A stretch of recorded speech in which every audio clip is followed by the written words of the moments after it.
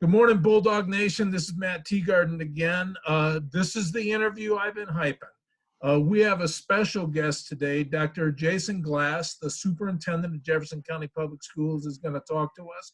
By the time you see this, it'll be Friday, so happy Friday, and one more week done, 1 week closer to the time we get back together as a community. Dr. Glass, good morning. Good morning. Thank you, Matt. Glad to be with you. Really appreciate it. First question, diving right in because I know your time is precious.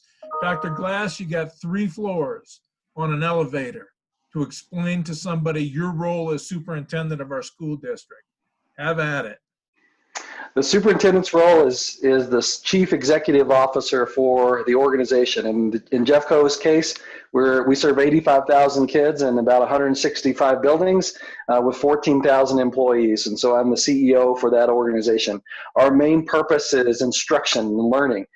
So a lot of my energy and time is focused on how can we improve and expand opportunities for kids to learn and grow and be prepared to be successful adults.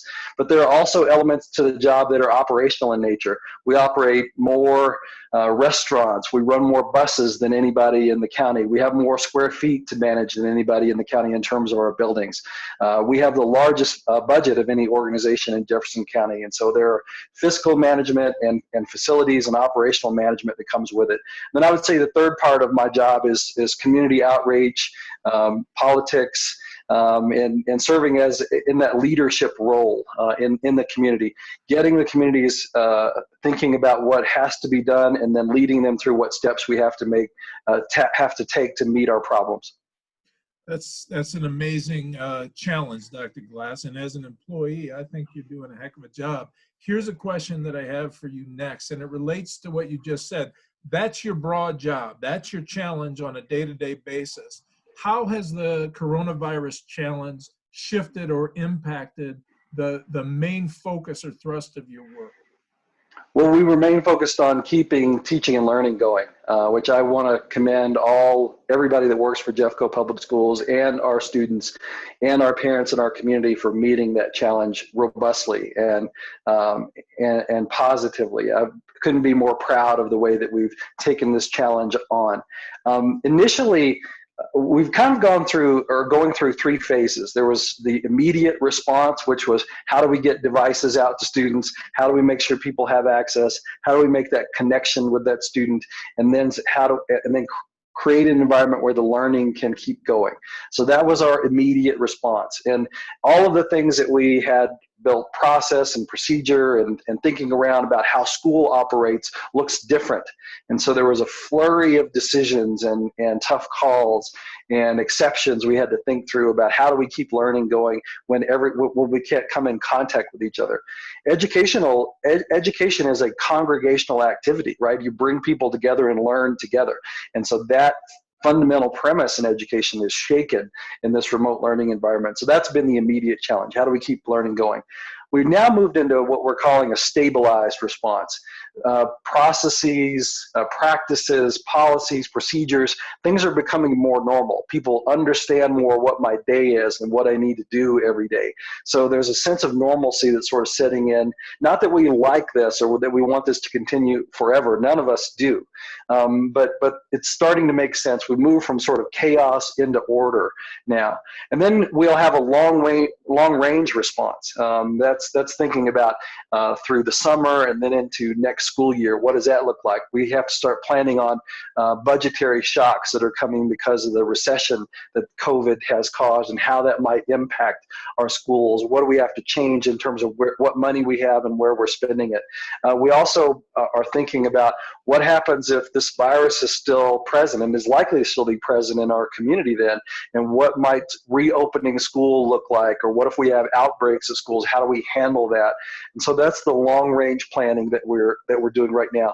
And the other long range thing that I think is exciting about this is we, through necessity, as a community and our students and our staff, have really learned what we can do with technology to accelerate learning in some ways that if we still were together in classrooms, we wouldn't have been forced to learn a lot of capacities and different ways of approaching learning that we are now. Things like asynchronous learning, student-directed learning, competency-based education, where kids are completing projects independently and sending those in. Kids have a lot more latitude around what they want to learn and how they want to respond to things. That flexibility is really good for us. So one of the exciting things I hope that emerges from this in the long term is how we hang on to what we've learned as an organization and as professionals, and we can apply that to make learning more robust when we get back together in person. Dr. Glass, we raised 3 adult children in Jeffco, kindergarten through 12, and one was PK through 12. I've worked for the district since 1999. One of the things I love about our district is that we create lifelong learners. My question to you would be, as a leader, what are you learning through this process? Learning a lot about the importance of agility and adaptability. I can tell you that the things that we thought yesterday, a week ago, a month ago, are not what we think today. And new information becomes available. Challenges we didn't expect pop up. Challenges we thought we had solved come back around because the challenges associated with this virus and how it's impacting us as people and as a school organization and as professionals and as learners, all of that is evolving and adapting all of the time.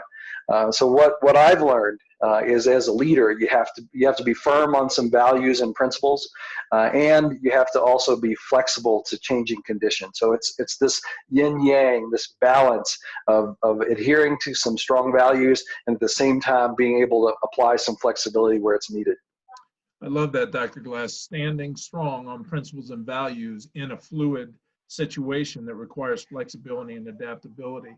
Hey, Dr. Glass, wrapping things up, you got a chance to speak to the Bulldog Nation. What would you tell us? I'm proud of you. I'm proud of all of you.